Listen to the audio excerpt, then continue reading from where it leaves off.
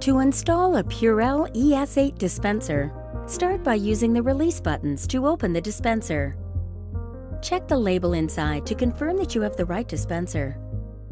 Leave a 7-inch clearance below the dispenser for proper servicing.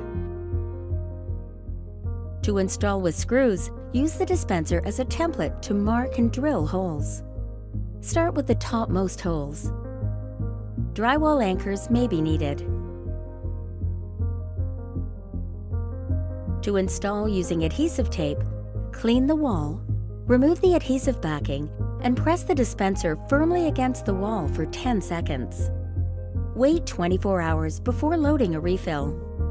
Install the back plate cover by inserting top corners first, then pressing in the bottom until you hear an audible click. Close the dispenser.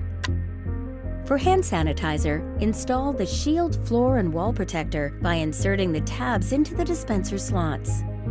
An optional key allows conversion to a locking dispenser. To activate, insert the key into the lock slot. To disable the locking mechanism, remove the back plate and push up the plastic locking tab.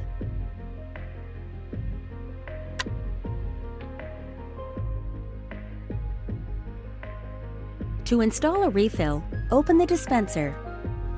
Then press the green release button and remove the empty refill. Ensure that the refill and dispenser labels match.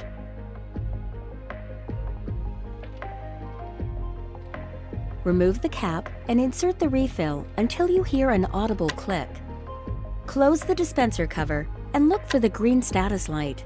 When the green light blinks, the dispenser is ready to use. Prime the dispenser by placing your hand underneath to dispense product. To recycle the empty refill, pull the tab to release the collar from the bottle, then unscrew the pump. Separate the battery from the collar and dispose of it in accordance with federal, state, and local regulations. The collar and bottle are both recyclable.